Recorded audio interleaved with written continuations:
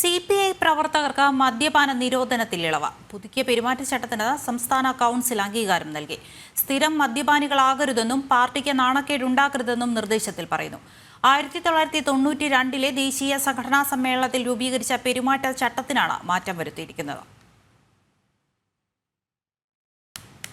1992 തൃശൂരിൽ ചേർന്ന പ്രത്യേക ദേശീയ സംഘടനാ സമ്മേളനത്തിലാണ് CPI പ്രവർത്തകർക്കുള്ള പെരുമാറ്റച്ചട്ടം രൂപീകരിക്കുന്നത്. കമ്മ്യൂണിസ്റ്റ് ജീവിതശൈലികൾക്കൊപ്പം കർശന നിയന്ത്രണങ്ങളുള്ള ആദ്യ പെരുമാറ്റച്ചട്ടത്തിൽ മദ്യത്തിന്റെ ഉപയോഗത്തിന് പൂർണ്ണമായും നിരോധനം ഏർപ്പെടുത്തിയിരുന്നു. 33 വർഷങ്ങൾക്ക് ശേഷം പെരുമാറ്റച്ചട്ടത്തിൽ പരിഷ്കരണം കൊണ്ടുവരുമ്പോൾ മദ്യത്തിന്റെ ഉപയോഗത്തിനുള്ള നിരോധനത്തിന് അല്പം ഇളവ് നൽകുകയാണ് CPI. പുതുക്കിയ പെരുമാറ്റച്ചട്ടപ്രകാരം സ്ഥിരം മദ്യപാനത്തിൽ നിന്ന് വിട്ടുനിൽക്കണമെന്ന് മാത്രമാണ് നിർദ്ദേശം. പുതുക്കിയ പെരുമാറ്റച്ചട്ടത്തിന് CPI സംസ്ഥാന കൗൺസിൽ അംഗീകാരവും നൽകി. അതേസമയം സഹോദര സംഘടനയായ CPM-ൽ മദ്യത്തിന്റെ ഉപയോഗത്തിനുള്ള കർശന നിരോധനം ഇപ്പോഴും തുടരുന്നു. മദ്യപിച്ചാൽ പാർട്ടിയിൽ നിന്ന് പുറത്താക്കുമെന്നാണ് ചട്ടം.